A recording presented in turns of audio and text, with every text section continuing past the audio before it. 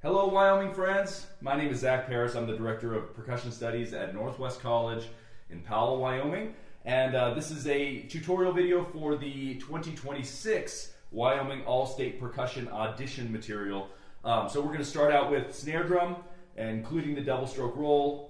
Then we'll transition to timpani, and we'll finish out with the keyboard material. So if you want to skip around it all and avoid having to watch this intro every single time, I'll put in the description timestamps to where you can navigate to each of those specific sections. Thanks for watching.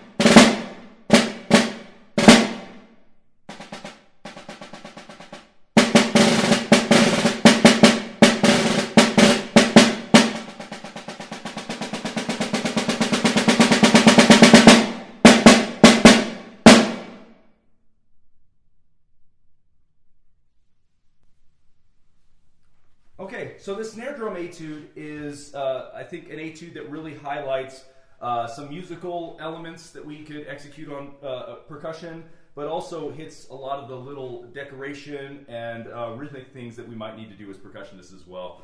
So let's start out with just talking about sound on the snares for this specific etude. I think, in general, when you're doing recorded snare drum auditions, it's important to use some kind of dampening. I find that when you start trying to navigate to get to the edge and back to the center and utilizing different playing positions, I find that the drum starts to get really tinny as you go to the edge without some kind of dampening. So on this drum, I've got just a little eyeglass cleaner.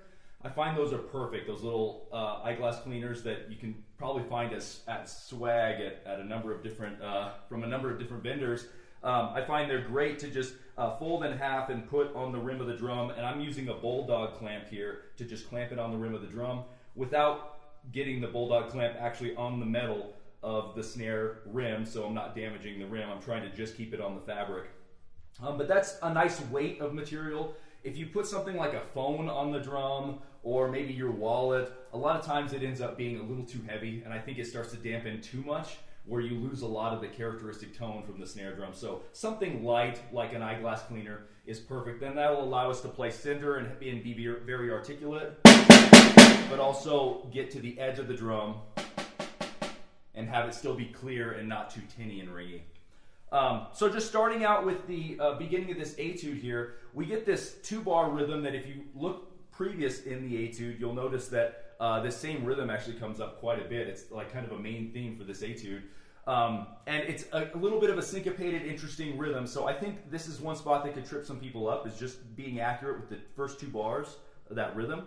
So I think it's a great idea to just subdivide out all the 16th notes and kind of know where each of those notes needs to land. So we're going to be kind of low tech today. But there's kind of a rhythmic grid I created up here of just 16th notes, and I lined up that first rhythm there on top of 16th notes so you can kind of see where each note is supposed to land.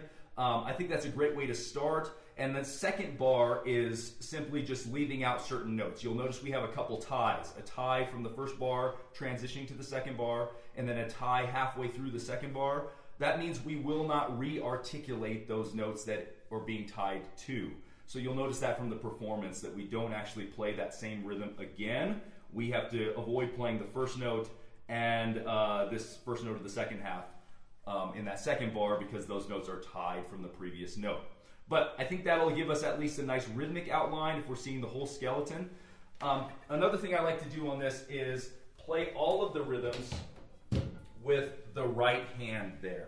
The reason why I'm doing that is I want to try to get as flat of a phrase as possible. Dynamic is forte, but I don't want to start accenting flams when I don't need to. So all those little grace note flams, I want the left hand to be able to handle those. So I basically got the right hand playing the forte, left hand is just playing the grace note flam notes, so that this can be as flat as possible and accurate rhythmically, and this one can just play the grace notes and not worry about having to change up sticking and play weird accents in places. So then those first two bars would come out like this.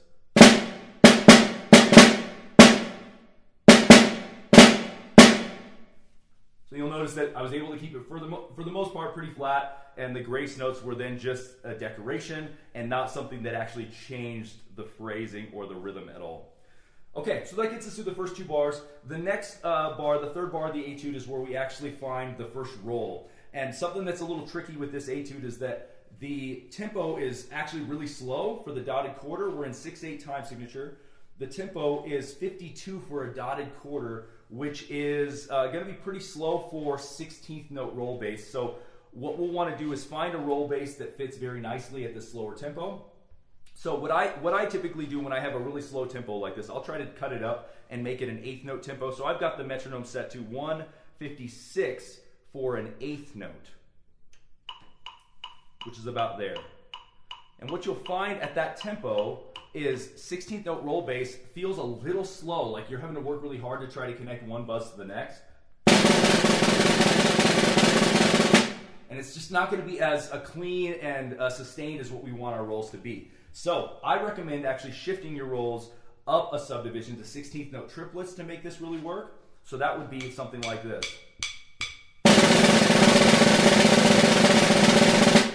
So what I'm doing there is I'm breaking up my roll into how many 8th notes are in the roll, and I'm then playing 3 16th note triplets on each of those 8th notes, and that's how the skeleton is breaking down. So if you had to break down that third bar then, once again, we're going to bust out the handy dandy whiteboard.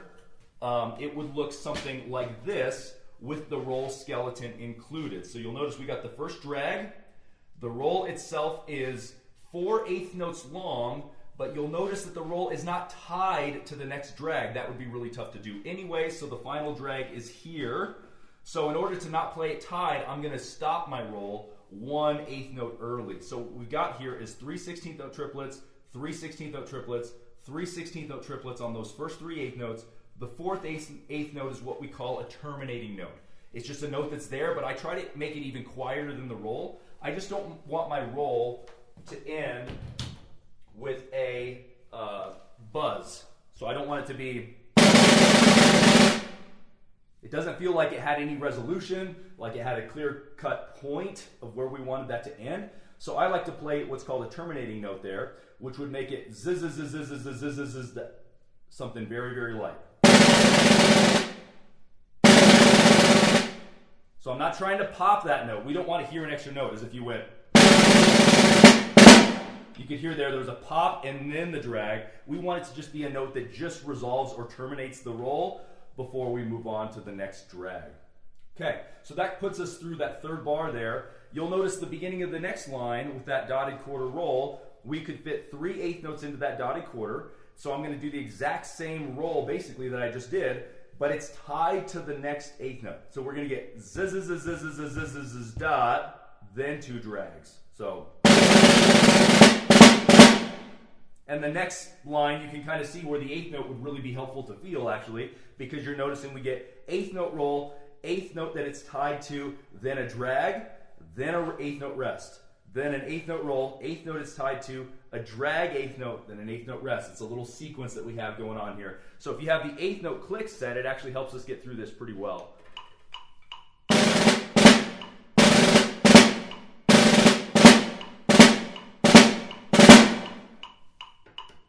So that kind of gets us through all of that second line with those drags. Just make sure our drags are nice and tight to the next note. They're not rudimental drags where it's like a... That'd be great in a rudimental snare drum solo or maybe in marching band context where we're trying to play some more open doubles. But in this concert snare setting, we want to make sure that that is very tight up against that primary note. The last note of that second line has 3 grace notes instead of 1, or instead of 1 or 2 like the flam or drag.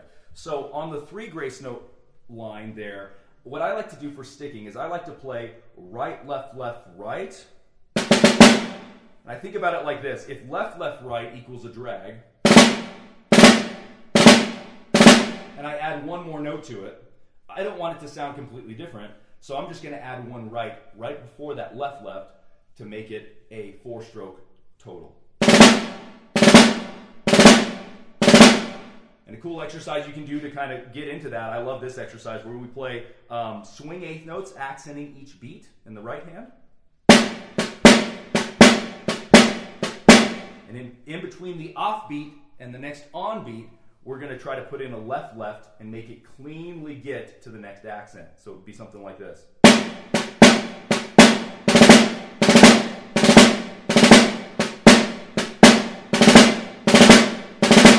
And to really make that feel like it crescendos, I like to use 3 different stick heights. I go, the first note is the quietest note, the double afterwards is a little louder, and then the last accent is the loudest, so it feels like it really builds through that.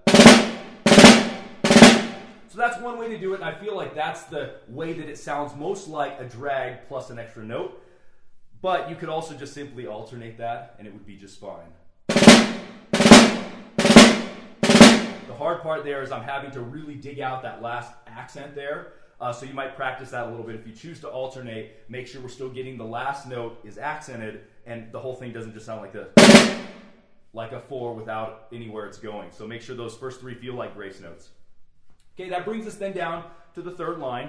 Once again, continuing the 8th note concept, we're playing 2 8th note flams unaccented, 8th note rest, then a drag that's accented, and you'll notice that drag is a dotted quarter, so we should feel 2 8th notes after that drag that we don't actually play on. So feeling like a chick happen time-wise is going to be very important to get us into the next line. So that would be something like this.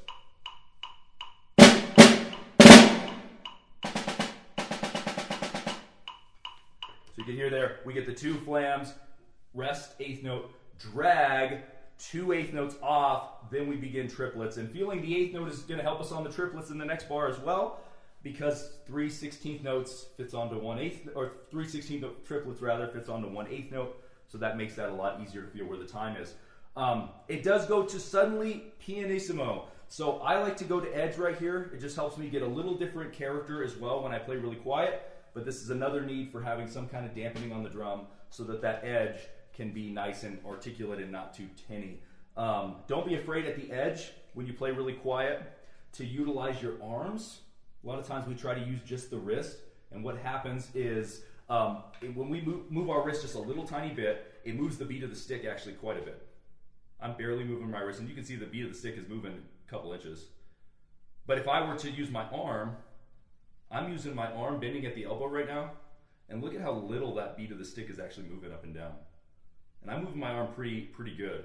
So I find that that's a nice way to go about some of that quiet playing. You can keep your stick heights really low by integrating some arms, specifically when it's really slow. This isn't very fast, so all of that there was just kind of from the arm. So that can help rhythmic accuracy, and you're using bigger muscle groups and bigger joints to move, which is a little more control too than using your tiny little twitchy muscles in our hand. Okay, so that's that rhythm right there, kind of is self-explanatory. Just don't rush. That's going to be really easy to rush 16th note triplets, but in the slow tempo, 16th note triplets are not very fast. The next 2 bars are probably the hardest moment of this etude. You're noticing that we got some 16th notes into rolls that are untied rolls. We don't tie them across to the next note, so we want to hear a break before the next rhythm happens. If we keep to our 16th note triplet roll base, we can certainly actually make all this work, and that's what I did in the sample performance, but you might have noticed right in there, it's a little involved rhythmically if you do the 16th note triplet roll bass and try to execute all of that. But if you want to do that, it would look something like this. This is down here at the 3rd example, and you'll see that we've got the first 2 16th notes followed by the roll, which in this case is not tied, so we want to have a terminating note. You see the note with parentheses around it is a ghost note. So that is our terminating note. So we get 3 16th note triplets to a 16th note terminating note. Then that gives us the last 16th note of that first beat that we get to play. Then you'll notice the second beat, it's another dotted 8th note roll. We do 3 16th note triplets again, buzzing. Then the terminating note on a 16th note, just like we did previously. Then we play the last 3 16th notes of that bar. And I would continue the exact same thing for the next bar as well. Same pattern is 3 16th note triplets on those dotted quarter or dotted 8th note rolls. with a terminating note, 16th note after it. So if you do that moment slowly, I'm just going to try to do it slow enough where we can kind of feel the skeleton go by, the skeleton rhythm. So it would be here.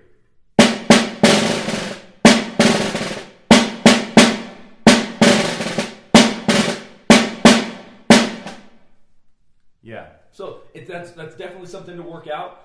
The other thing you could do, and frankly this does happen earlier in the piece, in the fourth line of this etude, actually going all the way back earlier than where we had to start for the audition, there's some staccato rolls, and the composer indicates that those staccato rolls are supposed to be presses, like here. So you could certainly do a pressed thing on those rolls and just not tie it across. That might be easiest, frankly, to just go.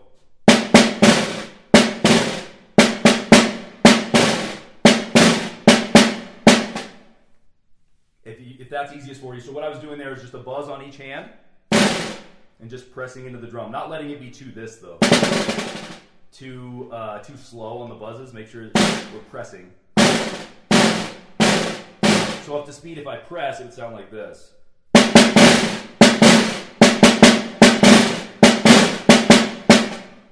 Which is fine. I don't think you would, there's no way you would get points taken off for that kind of approach. That's just a different interpretation. But I do think it sounds a little better when we can extend the rolls and play the skeleton as I had written out there for you, which was.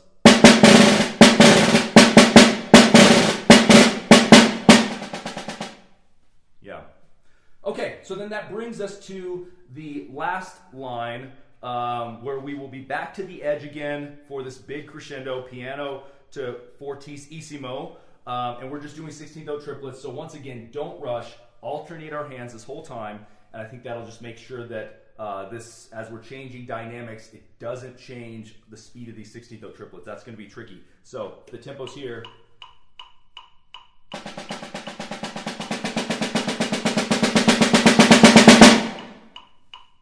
We want to make sure that it's very, very solid, and as you get louder, make sure you're not speeding up. When we first start and it's quiet, make sure it's not slower than we want. Try to really do this up with the 8th note metronome to make sure it's tight. Then that gets us to the last bar. The last bar is the exact same rhythm that we played in the first bar, but with no flams, and it's fortissimo with the marcato accents on top, which means we get to actually really play our full volume as percussionists, which is super fun. So I changed from doing just all right on the rhythm like I did in the first bar, and I chose to alternate this a little bit just so I could really showcase bigger strokes and allow that dynamic to really come to life instead of just playing it with one hand. So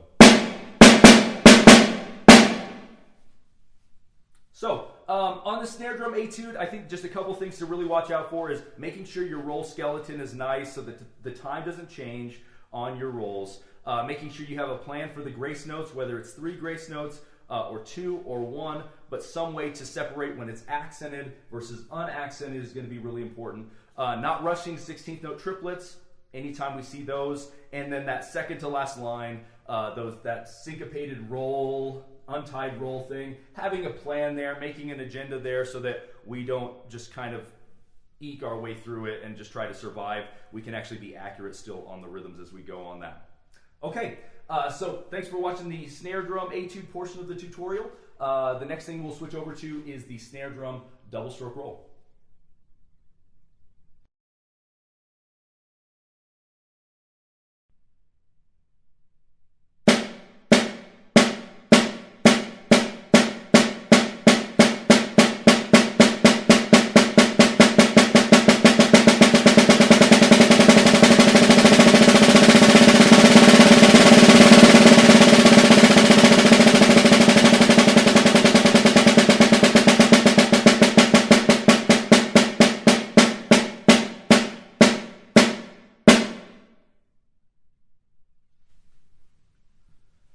Alright, so the double stroke roll portion of this audition, I understand that there's not like a lot of instructions given on this. It's just play a double stroke roll.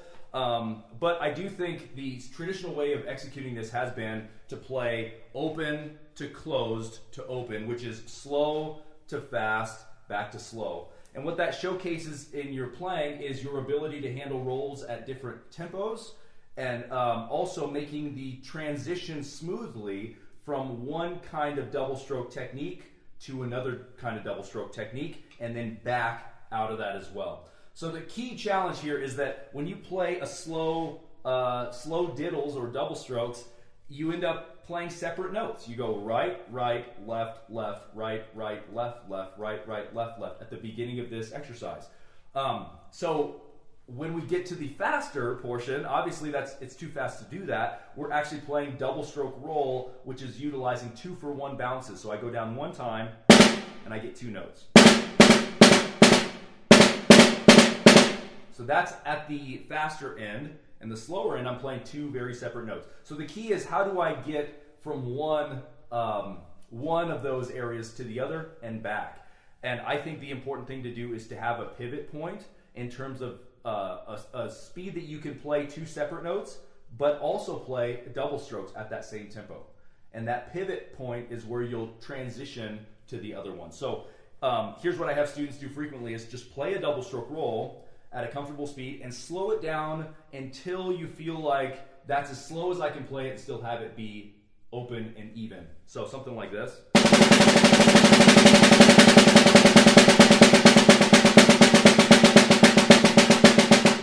You'll notice that was still double stroke technique. I was not playing 2 separate notes. I was playing an actual bounce double stroke. And as it gets slower, you really have to loosen up.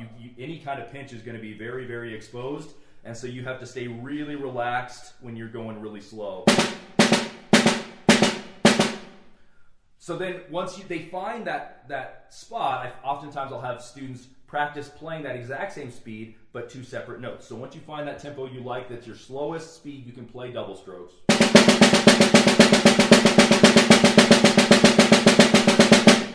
I have them switch, like I just did, to playing individual notes at that speed. Playing relaxed, but playing 2 motions from the wrist. Okay, and what that does then is that now that we can do double strokes, actual 2-for-1 bounces, and play 2 separate notes at the exact same speed, that's the pivot point. As we're getting from slow to fast, I'm searching for where is that pivot point, and I'm going to make that jump at that location. So you can just practice going back and forth at around that speed is a good idea of going separate notes to doubles, back to separate notes to doubles, and just trying to make it sound pretty much the same. So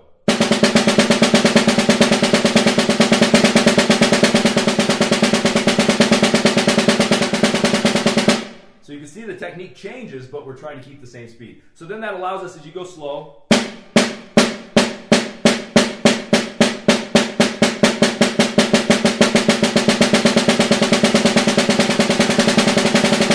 to get that transition smooth. Then as I get going faster and faster, I'm doing double stroke, double stroke, double stroke technique. And as I get slower, I'm searching for that exact same location again.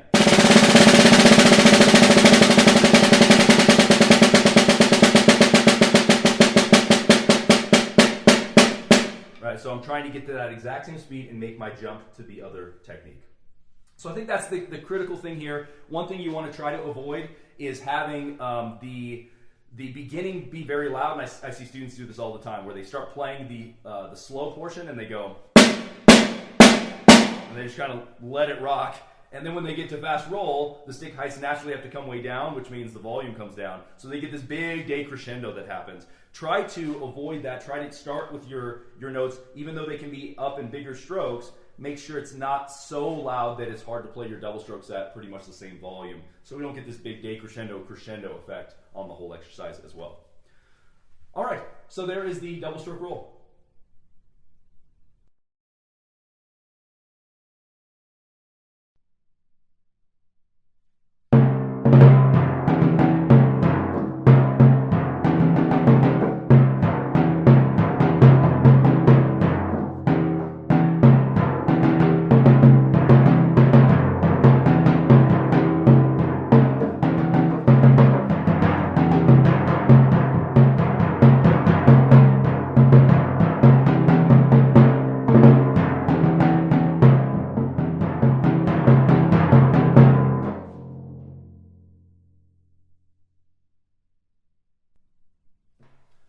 Okay, let's talk some timpani here for a second.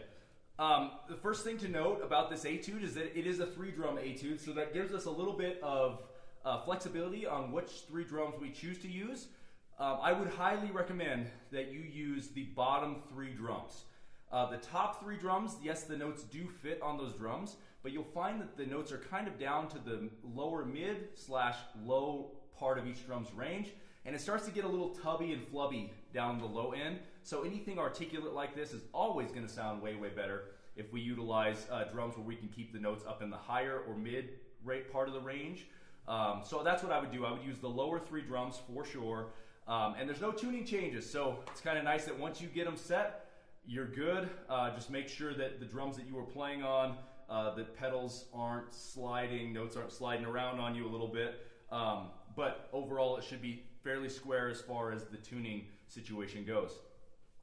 As far as mallets go, to play a lot of these rhythms that are really articulate, I try to go with a little bit harder mallet, especially when you're playing in a recorded situation. Recordings and timpani just tend to be very unclear. If you're using some large-headed, soft mallets, it's just going to be very, very hard to articulate and actually hear all of the rhythms clearly. So I highly recommend you have something that's a little harder, a little more staccato kind of timpani mallet, but I would still go with something that is felt on top. Not those mallets where there's like almost a marching bass drum head kind of mallet on top. I would go with something that is still felt but hard. That will allow us to still project, still get a nice warm-ish timpani tone while still having clarity for all of these more articulate rhythms. Okay, other thing I'll mention, if we're using these bottom 3 drums, most of the time we have our timpani stand right here. I would not do that in this case, mainly because now I am just seeing this low drum over here out of my peripheral. I like to move the drum or the stand somewhere over here in the middle a little further, so as you can see, I've got it now between the lowest drum and this 29-inch drum here, but it's not halfway between. It's still kind of nudged over almost on top of this middle drum here. That way I can see all 3 drums clearly out of my peripheral, and I don't have to worry about my accuracy in that case, because we're trying to play at a very specific location in timpani. And I find when I'm playing on the low drum, that's where that gets amplified a little bit. If I'm slightly off of where I want to be, my tone changes so much on the low drum, so I'd rather see a little bit more of this drum than maybe up here. Just that's my own personal preference. Also, you notice that I'm facing through the middle of the 3 drums. That way I can just easily get my arms to navigate to that next location. As far as how close you are to the drums, this is a big thing for me. I really like to make sure that as I'm rotating my body, I am playing exactly on the playing position that I want to hit as I rotate. I don't want to have to reach back in here to hit the right spot if I'm playing on the outer drums. I want to be able to just rotate like this and be right above the notes I want to play. So I find in that case a lot of drummers feel uneasy with how far away these outside drums feel. They feel like, I need to get tucked in a little bit more with those 2 drums. I like to have them out. That way I'm playing right where I want to near the edge and not having the drums be too close to me when I go to hit that high drum and I just play it and I'm too far in towards the center where we get more of a drummy, thuddy tone. So be thinking about your sound and staying close to the edge. The general rule is 2 to 5 inches from the edge, from the bearing edge. And so that fluctuates depending on the drum size. It's kind of proportionate to the drum size. So I'm going to be closer to 2 to 3 inches here, 3 to 4 inches here, 4 to 5 inches on this guy here, just for accurate playing positions. Okay, so let's get into the etude here specifically. So the very first thing that sticks out to me is we've got this 30-second note rhythm that needs to be accurate in the very first bar. So the rhythm is da, digga da, boom. I think it's important to see the root rhythm of that is 1, 2.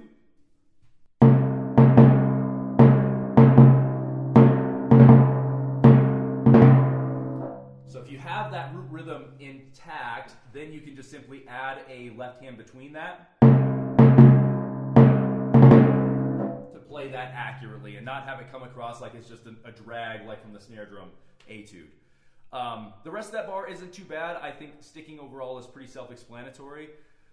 When we get to the second bar, we notice that we get our first rest.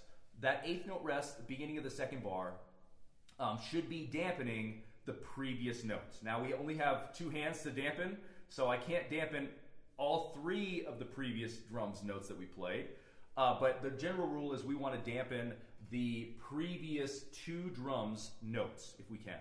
So in that case, I play the note C here on beat 4, and then on the and of 4, I play the note F, and on the downbeat, I am going to dampen those 2. And the typical way that we do that is we're holding timpani grip here, and I just simply utilize my back fingers to dampen while I'm still holding the mallets. So remember that thing you were taught in middle school band never to do is like flap the wings, you know, and let your fingers come out. That's how we dampen timpani. So I would encourage you, don't allow that to be your technique on timpani just so you can dampen easy and then you just play like this. We're still going to want those fingers, but when we dampen, we do bring those back fingers out to dampen the drum. So I'll be dampening the C and the F on the downbeat, then continuing on with this rhythm. You'll notice on beat 3 with those 16th notes, 3E and 4E, it says that the recommended sticking is paradiddle left right. I prefer the alternate sticking that's right below it, just starting on the left hand, so I can keep the rhythm even and alternating. It's also going to allow the tone to be as consistent as possible there. So I would go with alternating starting on the left, and then we have to dampen again on the and of beat 4. So right there, I'm going to dampen the last 2 drums that I played once again. Now are the E and the C. So there's our dampening. Okay, next bar, we continue on. We just have this 8th note figure.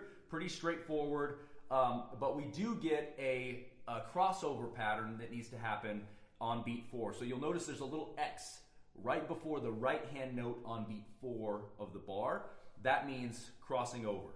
I think the important part here as we cross over is that we have a crossover location. If you play marching tenors, this is another big deal. We're crossing over a lot on tenors, making sure we're crossing at specific locations with our arms.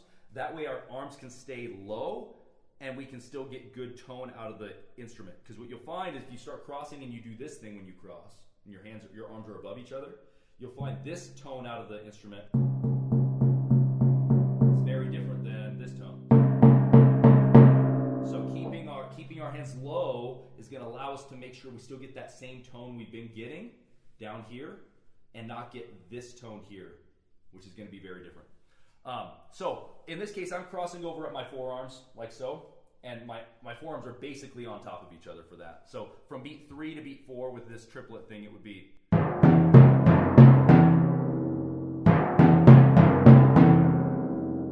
there. So that crossover, once again, allows me to keep my hands low and also get that same tone out of the instrument as a result.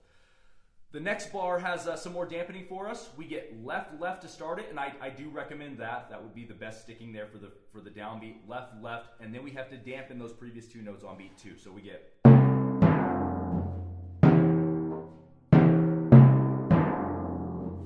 Notice that I'm dampening on both of those rests. I dampen the C and the F on beat 2. Then play the E with the right hand. Dampen the E with the right. You can certainly dampen it with the left if you wanted, but I've got plenty of time to dampen that and not have to shift my body all the way over here. Because keep in mind, if my mallets are where I'm playing with how the drums are set up, if I have to reach to this drum on the far right to dampen with my left hand, I do kind of have to reach a little bit, and it's just a little uncomfortable. So I'd rather just dampen like this if I can. It's going to be a lot easier. So you're dampening on the beat 3 rest, just the right hand on the E. Then you work your way down the drums again. Right, left is what I would do for the sticking. Then a line of 16th notes that incorporates a little cross in the next bar. I don't like the left sticking that's written on beat 2. I'd rather keep the exact same sticking for 1E and 2E and, so it's the same sound. That is the natural sticking for that rhythm as well. 1E and 2E and, right, left, right. I'm going to keep that the same. And then same thing on beat 3, but with a cross. Same cross, make sure your forearms are over the top of each other. Then 4E and, I do like the left, left, because we're going 2 notes on this drum, getting to 1 note here. I prefer left, left in that case. So I'm not having to do another cross right there. Then we've got either a shift or a cross here in the next bar with the triplets. This is the last measure of the second line. We can either shift our hands out of the way like so. So what I did there is I played a right hand here, my left hand is by it, and then I simply just shifted my right hand out of the way so my left hand could play here very quickly.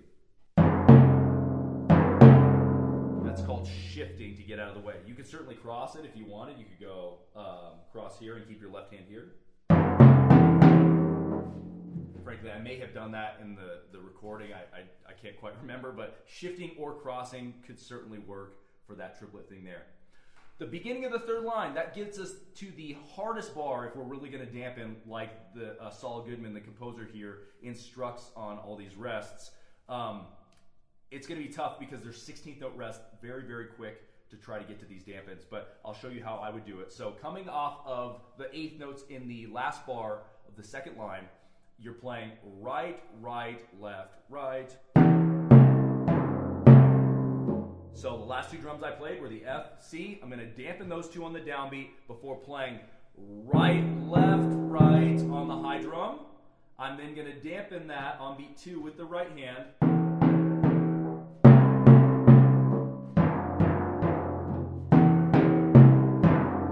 So you saw the dampening kind of along with the sticking ends up being on the E of 1, that first, the notes, the E note that starts on the E of 1. I'm going to play here.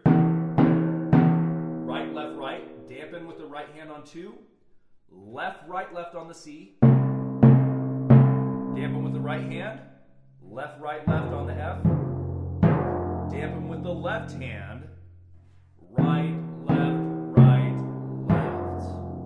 So once again, we dampen these two on the downbeat, 1, E and 2, E and 3, E and 4, E and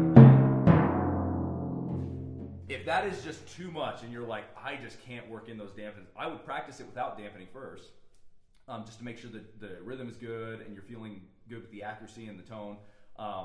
But I think this is a spot where you could totally not do the dampening, and this would be the one moment where I would say, okay, if you're not getting it in, don't let the rhythm suffer and the tone suffer because you constantly are smacking the drum or something and getting extra sounds. I would avoid that, and I would try to go to just making it clear and concise if possible. Okay, that brings us to the next bar, and it's just triplets, left, left, right, left, left, right, left, left, right, left, left, right. Yeah, the next bar, 1 and 2 E and. I do a crossover here on beat 2. And it does say to cross over there. You could certainly do what we did on that same thing. Beat 4 of the second line, second bar, we did left, right, left. So if you prefer that, you certainly can. You could go, yeah, you could do either one there. It's fine. Then we get some more triplets, but starting on the left hand this time. So that is the sticking I would do. Left, right, left, right, left, right. Definitely do that. That'll bring you out on the downbeat of the last line on the left hand. Same bar that we started with. Watch out that the melody on beat 4, he set you up for a little bit of a trick here. The melody on beat 4 is different this time than it is on beat 4 of the first bar. Keep in mind, it's E-C here, not C-F, as it was in the first bar of this etude. So watch out for that little trick there. Last bar, left, right, right, left, right, right, left, right, right, left, right, right, left on the note C. And as you go through that, just making sure that you're really sweeping here to the right locations. And we're getting our right hand to those right playing spots as you're having to shift kind of quickly, sweeping kind of quickly from one to the other. Okay, after the etude is totally done, it's a short note. We're going to dampen the last two notes we played, and then dampen the lowest note as well, because it will still be ringing over. So that last bar into the final dampen would be something like this.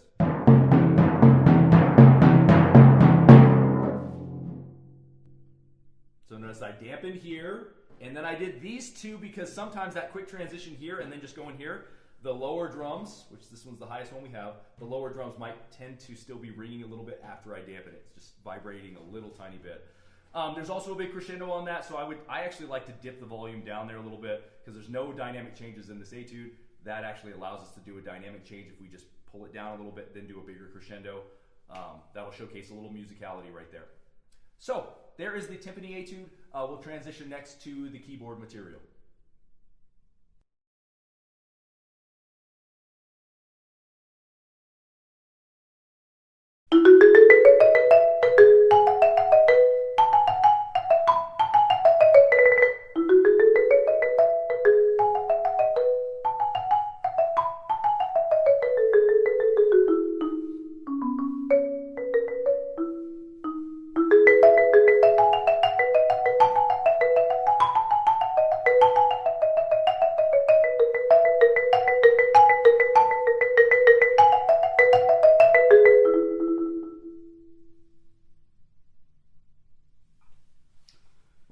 Okay, so this keyboard etude has quite a bit going on actually. There's a lot of 16th note motion. The nice thing is that it's all for the most part in the key of E major with only a couple accidentals that we'll have to worry about and talk about.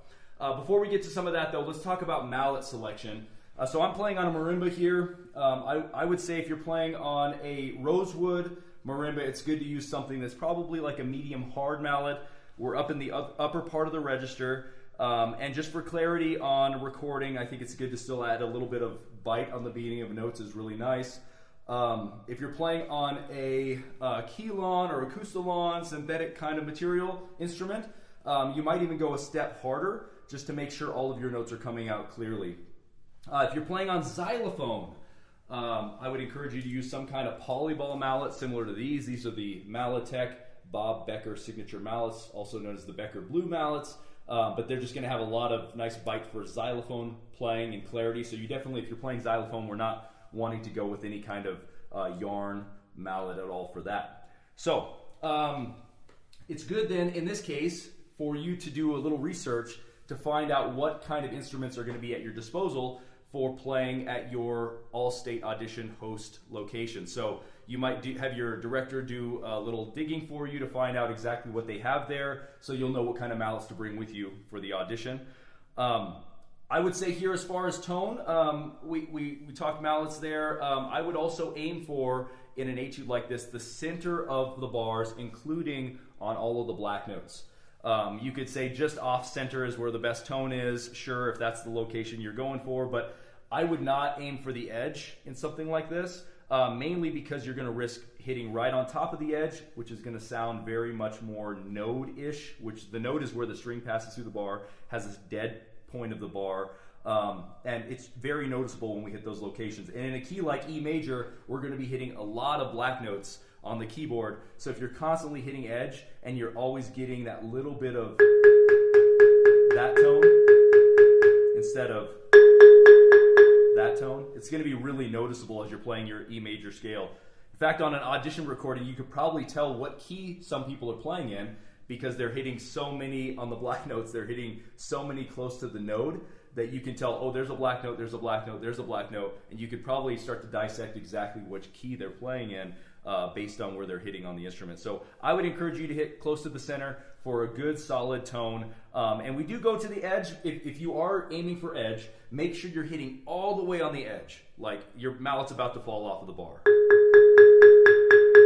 There. If you're aiming for just this spot on this side of the string, you're going to find you're going to be hitting a lot of those like kind of dead tone notes instead of. So aim for the center. I would say it's a good practice as well as you go through something like this to practice trying to get to the center of all of the notes. Okay, the other thing I want to reference here is the range of the notes that we're going to be using for this piece and where I should be set up in body position.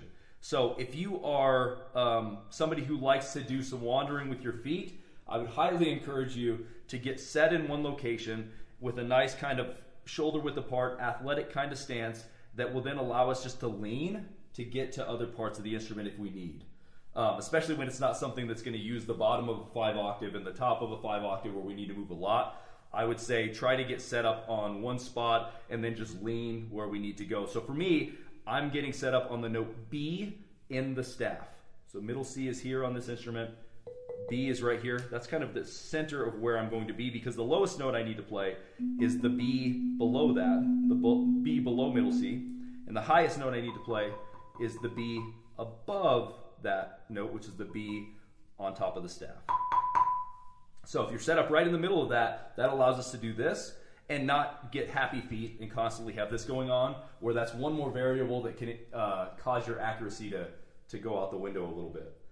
So there is position, mallet selection, where we want to hit on the bars. Let's talk about the music here just a little bit. So we start out, we get this characteristic theme that happens, which is a 5-bar theme in 2/4 time signature.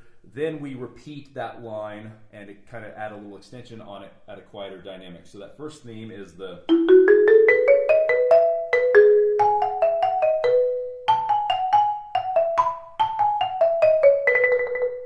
Then we get to do it at a quieter dynamic. So sticking that was happening in there, you might notice I'm alternating all of that. So alternating, right, left.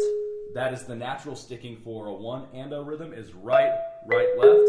And it fits perfectly with the melodic stuff we're doing there. Then we play E and a 1.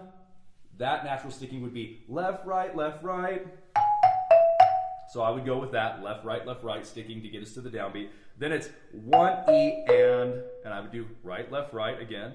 Then E and a 1. I'm going to go left, right again. So natural sticking all the way through that. And then the 1 and a 2 and a beginning of the second line is just simply right, left, natural sticking on that rhythm as well. Then you're alternating all the way down, starting on the right hand. You get to that roll there. Leave some space. Don't tie that roll across and try to go. Just leave some space. That'll allow you to adjust for the mezzo piano that's coming too. And you can get to that pretty easily. So then we repeat a lot of that material just at a quieter dynamic. It doesn't have to be crazy quiet. We got to save some room because we're about to get to piano. So the mezzo piano here cannot be the quietest we can play. We got to take it one step down as well. But you do want it to feel like it's a notch lower from where you started there. The decrescendo, then the little extension that happens in the third line, we get this.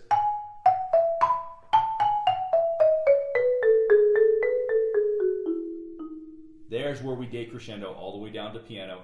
Once again, alternate your sticking all the way through that. It's going to be really good.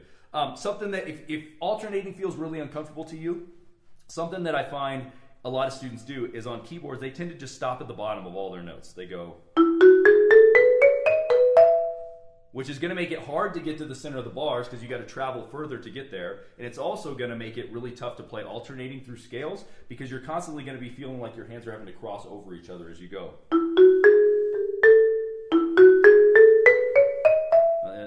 You're trying to work that way. I would encourage you to go get your hands off of the instrument and rebound all the way back up after each note. So this is what we do in keyboard playing. We play up as home bass instead of down being home bass. So every time you play a note, you must come back to here. You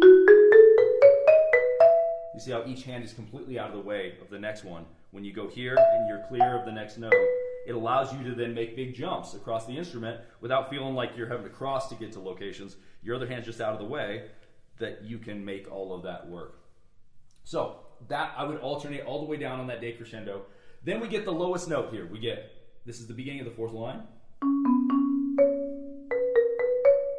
I go right, right, just like it says there. And then I do left, right, left, E and a 2 and. I know it says there's a right there on E and a.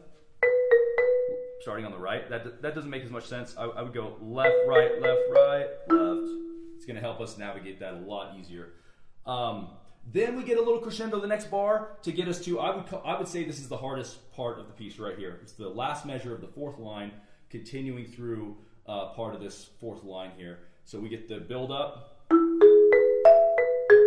right, to start that off.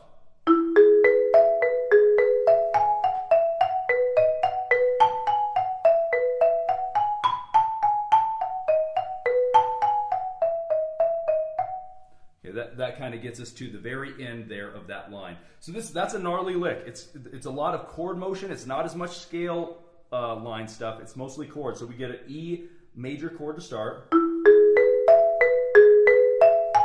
That was all just E major chord. E, G sharp, and B is all I played through that time frame. So it's kind of nice as you're memorizing this or trying to get to memorizing. I think it's nice to start seeing what chord you're playing at what time. It'll just make sure that the notes are square in your head as you're going through it. It's another way to remember what's coming. So you're going to be on that E major chord to start, right? Then B major, and I like the sticking that's written there as well. I like the right, left, right, right. That makes a lot of sense. I would keep that. And on the next bar, I would be alternating off of that. So.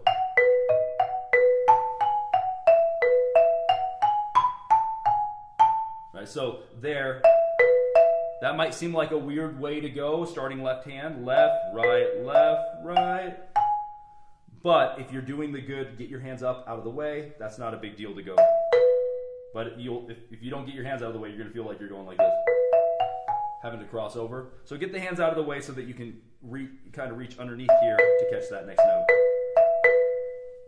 Okay, so then that continues through that line. We start to get a little bit more scale motion there at that moment.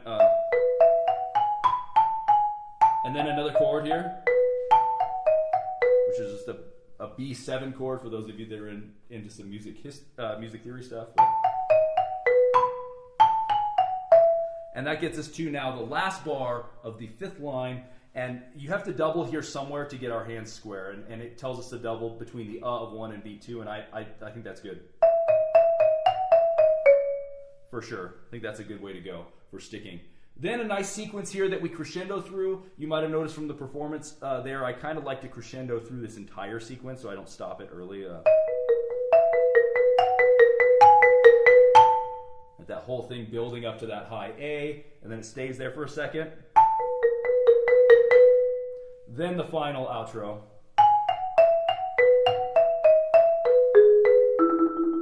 Okay, let's talk that final little lick there. I like to start this on the right hand. I don't do the paradiddle that's written there at all. I just alternate my way all the way out, starting on the right. Right, left, right, left, right, left, right, left, right, left, right, left, right. And if you notice, there's that moment where our left hand just gets to stay on F sharp for a second. That kind of helps me to not have to worry about doubling somewhere.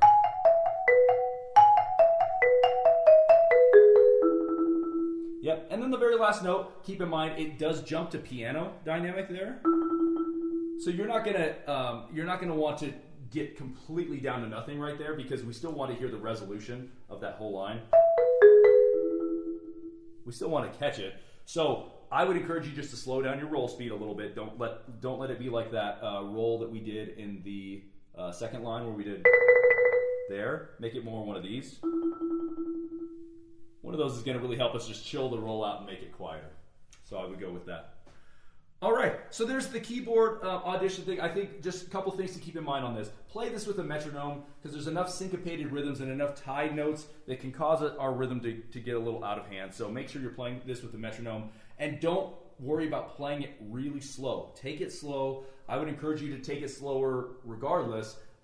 If you've got a little headroom on the tempo, like you're able to play it faster and you choose to play it just a little slower, I think that's a better direction to go because it's going to allow you then when you get to the audition location and you're playing on maybe an instrument you've never seen before, to get on that instrument and feel like I've got total control. I could totally play it faster, but I'm not going to.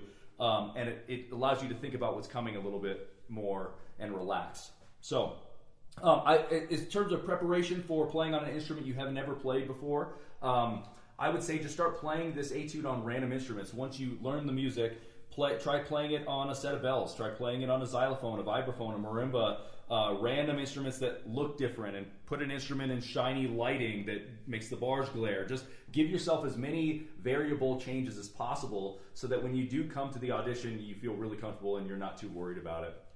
Okay, so that is the keyboard audition, and I just want to thank you for checking out the tutorial today. I hope this was helpful. In the final slide of this video, you'll see my email information there, and so feel free to get in touch with me if you've got any questions about what's going on in your music, and if you want to set something up, I'm happy to hear you perform some of this via Zoom or something and help you out if you'd like. But shoot me an email, and I'd love to chat with you a little bit further about this. Thanks for watching, and I hope you guys have a great audition.